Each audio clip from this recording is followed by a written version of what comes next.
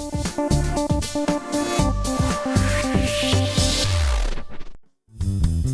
views and opinions expressed in this program are those of the participants and do not necessarily reflect the views of BronxNet or the program underwriters. Hi everyone, welcome to Mission BX. Mission BX is a collaboration between BronxNet and the Center for Bronx Nonprofits at Hostos Community College. And I'm your host, Eileen Newman. Today we are really happy to be at the Northeast Bronx Y, a brand new, beautiful facility here in the Northeast Bronx. So join us and let's see what wonderful things wait for us here at the Northeast Bronx Y.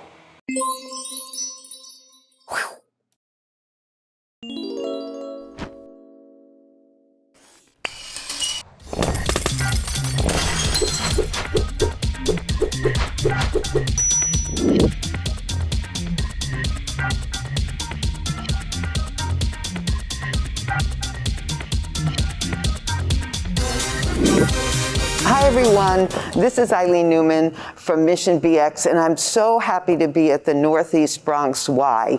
This is a brand new, beautiful building here in the Y, and here up in the Bronx, and we're going to be speaking to two people who are part of the wonderful team who made this happen, Shirley Fearon and Al DeCastro, and they are the founders of the Northeast Bronx Coalition. And the first thing I'm going to ask both of you is, how did that come about? How did you put that together? Well, I was the president of the Williamsbridge branch NAACP. Al was the chairperson of the East of Laconia Community Association. And in those capacities, we met a lot of the elected officials. And I mean, we call them by first name. They called us by first name. And so Al comes to me one day and he wanted me to co-chair a group with him because he figured that we could get a lot of things done for our community. Up here in this area of the Bronx, I've been here 70 years. And up in this area of the Bronx, you know, we had a lot of private houses. And so I think they figured we did really well, which was not quite the truth. And so poorer areas got a lot of stuff. They got YMCAs, they got all, we didn't get anything. As a kid, we had nothing. You know, we went to the playground, the boys played stickball in the street, we played in each other's backyards.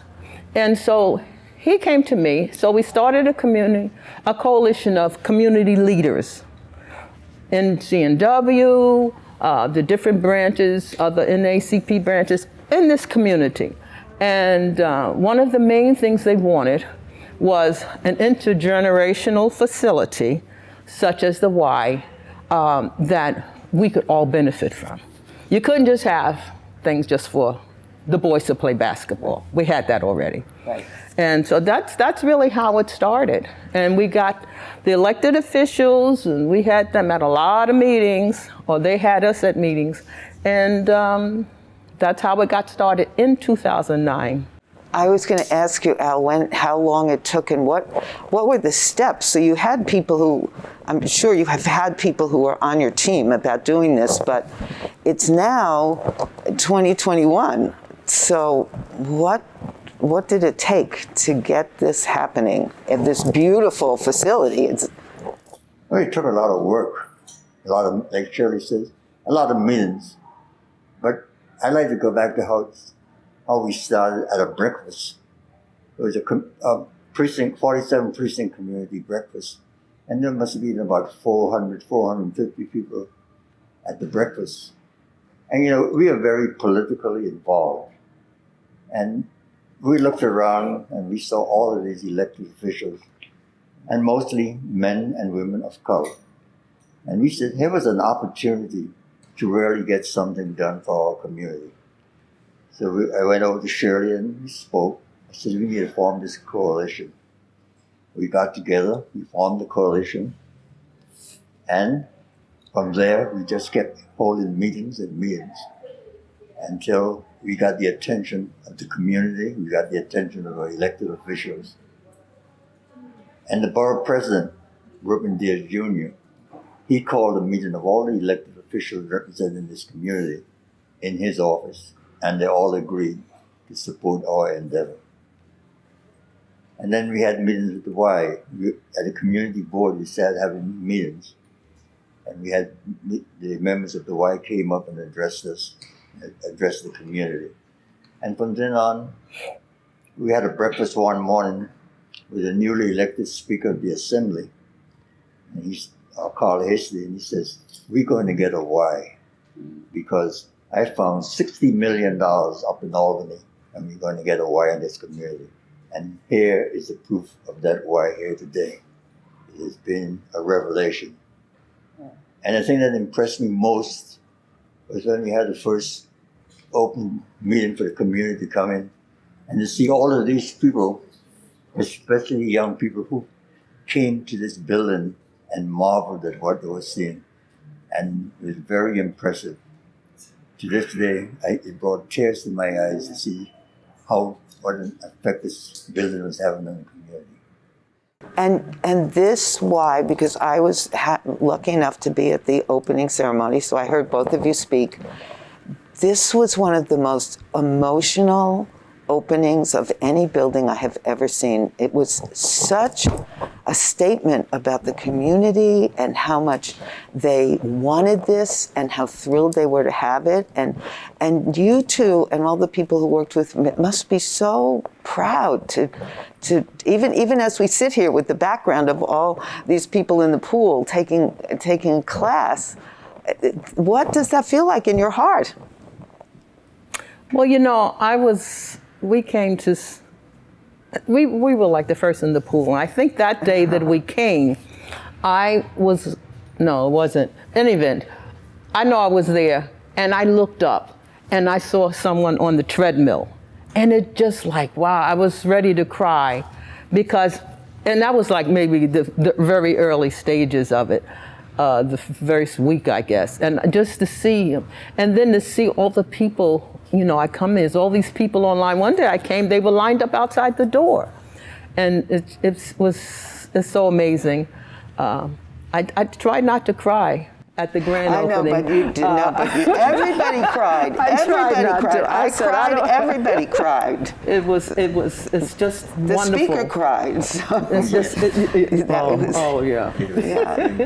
It was. And the speaker, and that's another thing with the elected officials.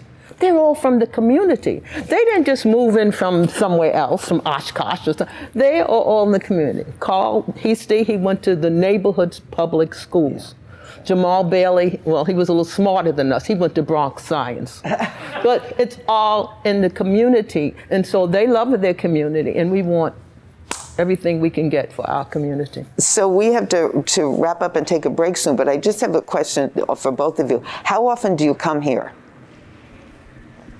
Shirley? I'm usually here, and this week I've had a little trouble with my back, and then I had a doctor's appointment. This is my class.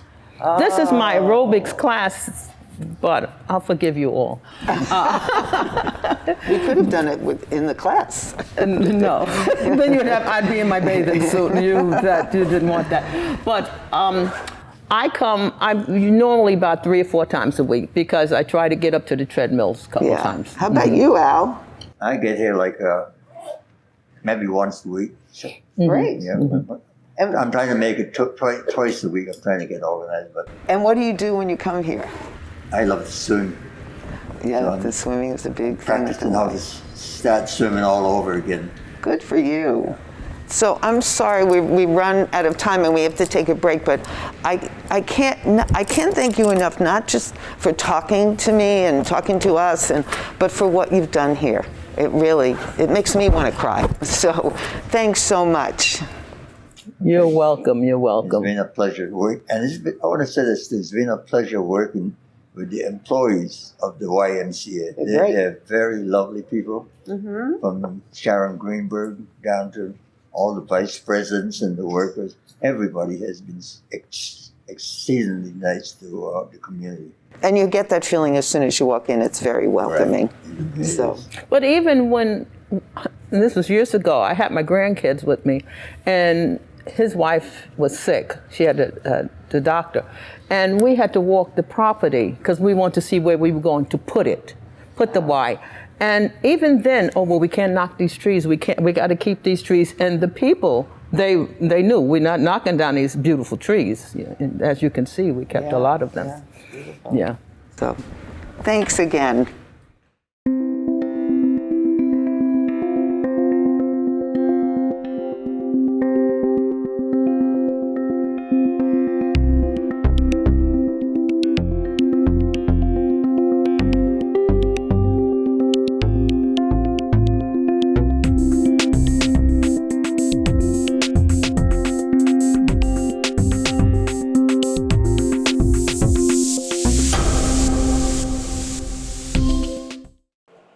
Hi everyone, welcome back to the Northeast Bronx Y.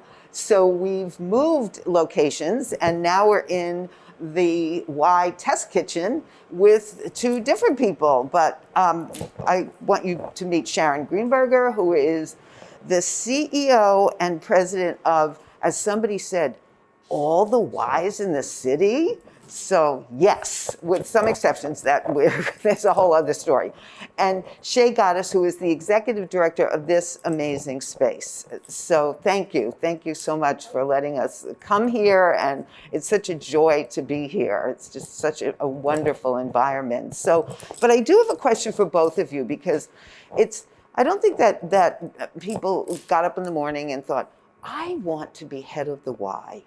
So how did you both get involved with this work? So Sharon, let's start with you.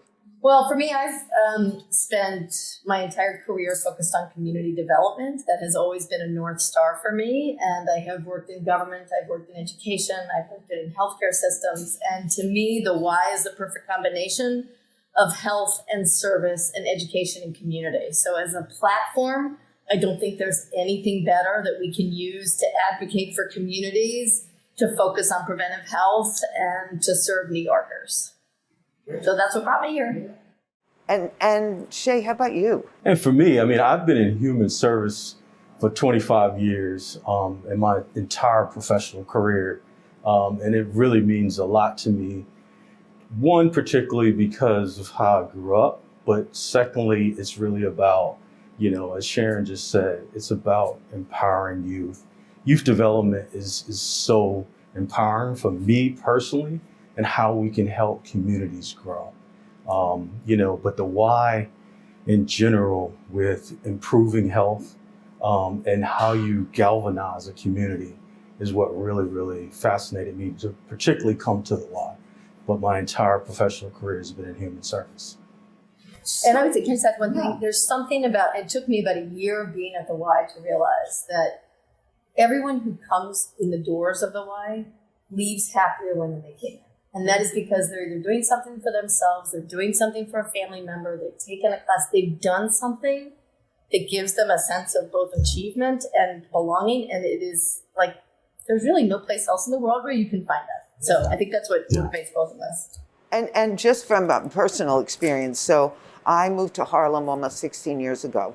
And the first thing I did was to join the Harlem Y, which is around the corner.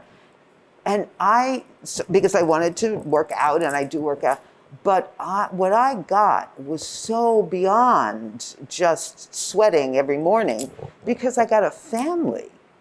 And the people who go at 5:30 in the morning are a family. And I think that's a big piece of what the Y has that you don't get when you just join a gym. And there's a lot of communities within a Y. Yes. Right. So there might be the swimmers, there might be the parents of young children, there might be the folks who really like playing ping pong in the Flushing Y. I mean, there are different communities that come together and find a group of people that they're connected to.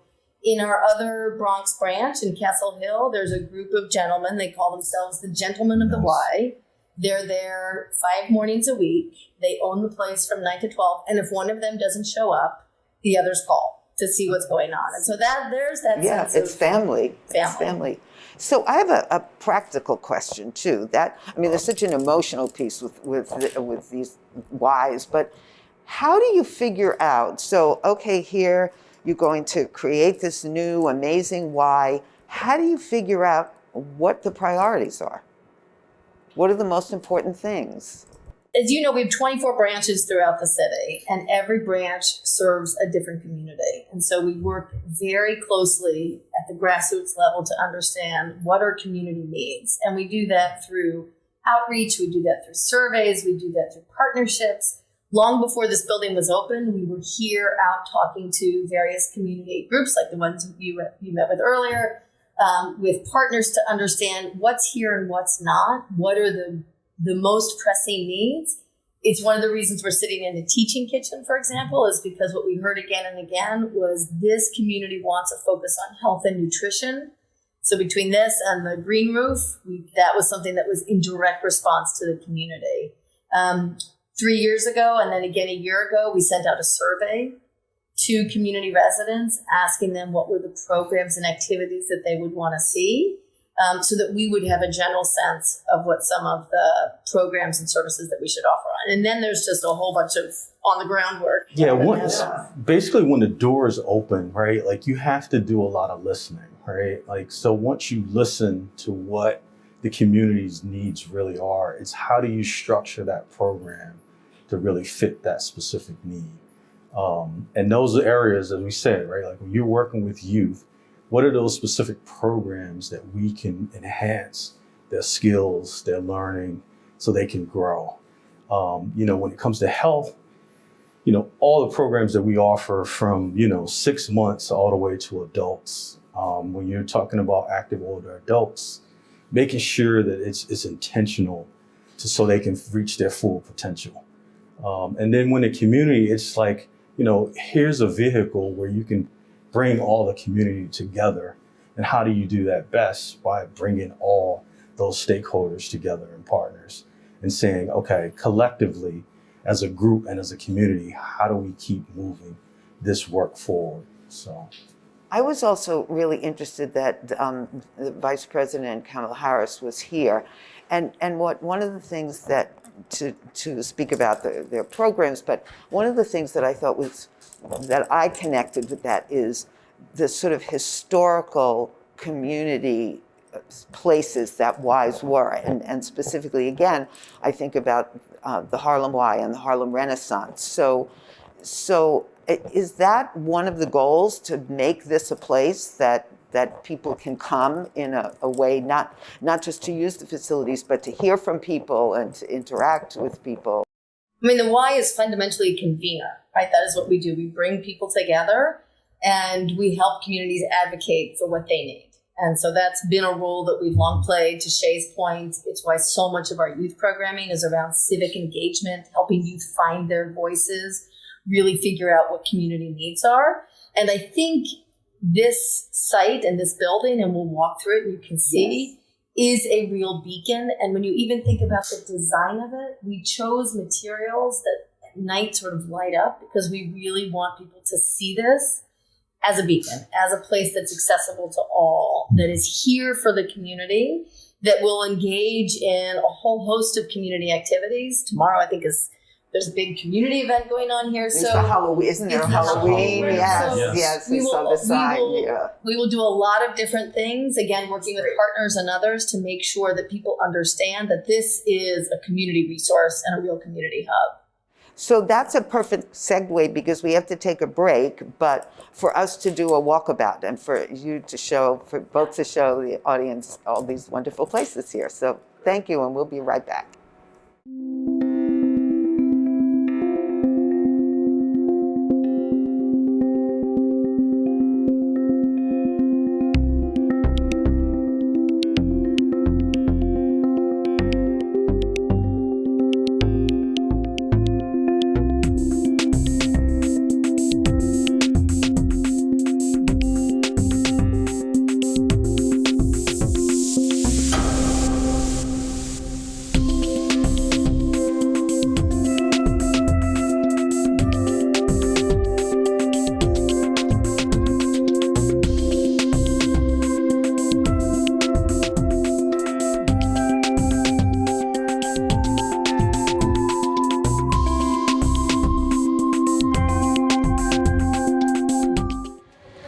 everybody, welcome back to this beautiful Y with Sharon and Shay, who you met a few minutes ago. And now we're taking a little tour. So you're going to walk through the Y with us and see some of the incredible facilities that are here. So where are we? And So we're sitting in the Northeast Bronx on a site of land that had been undeveloped. It was never developed. Previously, it was very wooded. And when we worked with the city and won the RFP to develop a Y here, we worked with our architects to really consider how do we respect the site and how do we create and design a building that allows nature to be a real part of the experience in the environment. And that's what you're seeing here now. So normally we would build a Y and it would probably be one large building and we'd have different components all situated throughout the building. Here we designed almost like a campus. It is actually 3 separate buildings that we'll walk through. One for the pool, one for the gymnasium, one for our health and fitness area, but always wherever you are with an eye towards incorporating green and nature. We worked really hard to protect and preserve a number of trees that you could see around here. We created this glass corridor that connects the buildings so that wherever you are, you get to see and feel nature. well, you know, it's interesting because you don't necessarily think about that when you first come in and walk to wherever you're going, Yeah. but seeing the design and really recognizing it is amazing. Yeah, it was very intentional to make sure that you always had this experience and that it really is a work of art for the community in many ways. Right. And the chairs outside and just the sense that people Yeah. can really Well, we be also in know different that people places. really like to gather when they come here. We saw an aerobics class, a water aerobics class. People want to sit afterwards and talk with one another. So where we can, we've created community spaces so that people can create those connections, hang out with one another, enjoy the view, appreciate the nature, and spend time together. So what would you say is the, if there is a space that is used more than any other space? Right now, the highest demand is our aquatics, our pools. So currently, that's been overwhelmingly successful with members coming in and utilizing the pool. So that's through our family swim hours, that is through our Learn to Swim programs. As we walk up, you will see that we have 2 beautiful pools, which is a great feature here. So you can do programs, activities, and you can also still continue to do lap swims for adults throughout the day. But that's been our mostly highly used area so far. And I think that aquatics is a Y thing. It is. I think it's people, so many people talk about, Yeah. I learned to swim at the Y, Yeah. and I remember being a kid and going to the Y. And so I think that is maybe one of the things that draws people in, and then they take advantage of all Certainly the a big others. piece of it. And we probably teach more people to swim than any other entity. Probably in the country, I shouldn't say Yes. that, but I think it's probably true given the scale that we have. Pre-COVID, we were teaching 60,000 swim lessons a year. I don't think anybody came close to that, right? So it's partly the facilities. It's partly because we have a commitment to making sure that we focus on aquatic safety because we're a Right. city surrounded by water. We feel like we have a responsibility and obligation to make sure that people know how to swim and to protect themselves. And swimming is one of those. We talk a lot at the Y about developing habits for life. Right. You know how to swim. You got a habit for life that's going to protect you. So that is a big part of we what we talked do. to Al, and he talked about Yes. wanting to up his swimming Yes. abilities. Yes. So and the thing that's also beautiful about these pools is that it's so light in there, and you can also see nature. Yeah. And you'll that. see as you start to look at the pool, right, that you have windows, literally windows into nature, and that the materials we used light up at night so that you always have a sense of transparency into the building. And we've seen just in the time that we've been here, so many people coming in and Yes.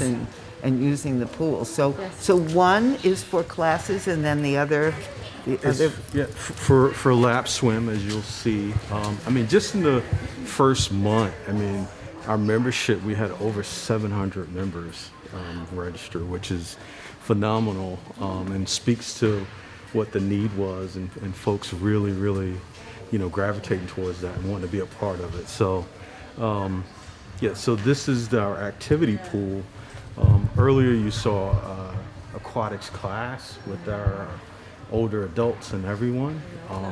You'll see that the participants are over 45 every class, which is really, really good and fascinating so early.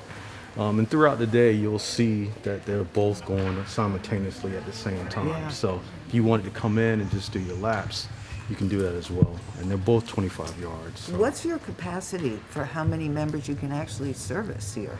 I mean, the building, I don't know what the overall building permit capacity is, but what our goal is to have over 3,000 units, which 3,000 families. 3,000 Yeah. families.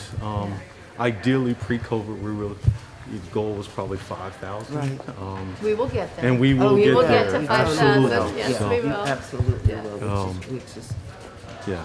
because I think also it's probably word of mouth. People are talking Yes. about the experiences they're having here, and as they're more comfortable going in spaces. Remember, you also have a whole set of community activists who have been pushing for years, not just for the facility, but now pushing for us to provide access. So Right. it is that word of mouth and also the anticipation. So there's the pool, and then what do you think is the next thing that people The are next really... thing, and we're really, really excited. I mean, a lot of our fall programming for our youth has started. We started with a 4-week pilot back in September, and that was really successful. We had over 112 members sign up for Learn to Swim, and now we've expanded that to our hip hop dancing, our ballet, our karate, basketball, and soccer, which are, the other signature programs that kids really like to participate in. So that'll start next month in November. And currently, as I looked yesterday, I think we had over 150 participants signed up. So. And you'll also see in a little while the Health and Fitness Center upstairs. And that's where community members come work out. We have a number of elected partners, including Carl Hasty, who's been, patron saint for this facility. Right. Who you'll find them there, and that is their home, and so that's always in use as well. Yeah.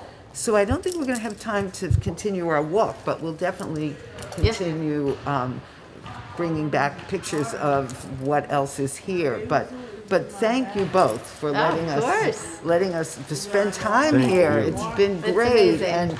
and I'm really looking forward to seeing how this grows and telling people, everybody I know in the community, to come. So, thanks again. I wish we had more time to spend here at the Northeast Bronx Y, but maybe some of you will be able to join the Y and actually spend more time on your own.